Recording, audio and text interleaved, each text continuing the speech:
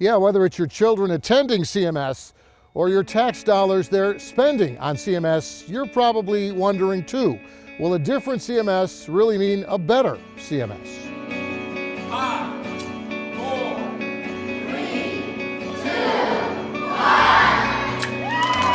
1. It's another ribbon cutting at another brand new CMS campus. Good morning, Grove Park Otters. And another chance for the brand new CMS superintendent to share her vision of what our schools could be and should be. This brand new facility will help our teachers do an even better job of preparing and ensuring that all of our students graduate from Charlotte-Mecklenburg schools, either enrolled, enlisted, or employed. Thank you, guys. But after posing for pictures and sharing hugs in the hallway, Dr. Crystal Hill also has high expectations to fulfill. New superintendents often get a clean slate. They get a fresh canvas to work off of. Do you feel like you've got a clean slate coming in this year as the new superintendent? No. Does that make that job harder?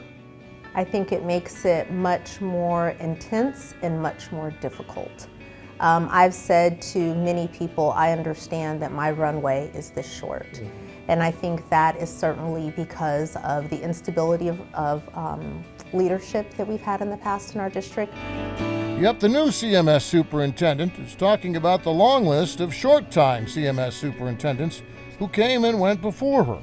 I'll answer that for you. Hill praises Hugh Hadabaugh as a firecracker interim superintendent, but he only lasted 8 months until retiring. I just want to be clear, it's not an easy job. Ernest Winston is the superintendent who first hired Hill. He was fired by the school board 2 weeks later, after less than 2 years on the job. At some point, the board may say, well, you know, your 4 years have been enough. And Clayton Wilcox was forced to resign by the school board after only 2 years and 1 month as superintendent. I think the biggest thing I'd like to see is stability. In fact, voters we talked with on Election Day wonder why the more things change at CMS, the more they stay the same. I think that we need some change. I think it's really sad that our students are doing as poorly as they are. Are they satisfied with the direction schools are going now? Well, I don't think they're satisfied. I don't think I'm satisfied. One thing that I've said in my short time here in Charlotte, that there's absolutely no reason why we can't be the #1 school district in the state and one of the top in the nation. Hill claims CMS is already succeeding with early grade math and reading. CMS shows us the numbers. So we saw increases in math and reading. All the arrows were going up. 20 of our schools increased their school performance grade from the year before. But in Charlotte's minority neighborhoods, where kids consistently grade lower than their white counterparts, the signs of discontent over years of poor test scores at CMS didn't just disappear after the election was over. Why are the EOGs, the EOCs, why are they so low? Why they're so low, right now? I'd like for those to be a little higher. We're way down on the state list as far as education for our children, and I would like to see that improved. I want to know how they're going to do it, and I want to see them do it. Well, I always say the definition of insanity is thinking you can continue to do the same thing and get different results. So you're intending on doing things differently than what you've done in the past? Things that didn't work. So if there are things that we've done that are proven to be ineffective and they're not yielding us the results that we need, absolutely committed to going in a different direction. Voters also want some assurances that the billions in bonds CMS is spending on schools and classrooms lead to student success in schools and classrooms. It shouldn't be one set of schools got more than the other. Everybody should have equal opportunity. That's a lot of money, and I don't see where anything is going to the teachers. As we're making choices with spending our money, what is the data that we're basing it on, and is it best for kids? So I think the #1 question that we have to ask ourselves is, are the buildings that we have that are substandard, are those okay for my Madison and my Morgan? And the answer would be a resounding no way. So if it's not okay for my girls, it's not okay for anyone else. Yeah, it turns out that the new CMS superintendent is also the mom of 2 teen girls at CMS. And Hill says she sees her own kids in the face of every CMS student.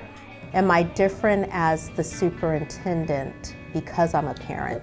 Does being a parent make you a Yes. different, Yes. better superintendent? I believe that it does. Because I said that parents are our customers, I'm always thinking about how would this land on me? And Hill reminds us that 26 years ago, long before she came to Charlotte, before she was a superintendent or even a parent, she also taught elementary school.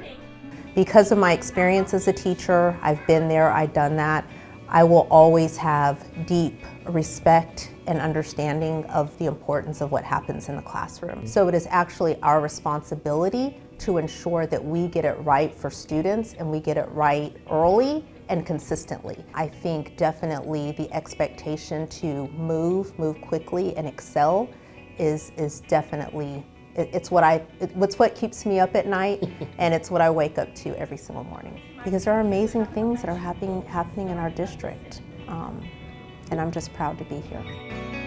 There's also a lot of inexperience leading CMS now. Dr. Hill has never been a school superintendent before, and out of 9 school board members, 7 are newcomers, either this year or last year. But like Dr. Hill, a majority of the school board members are also CMS parents, which means they know firsthand about the problems in the classroom and how important it is to solve those problems.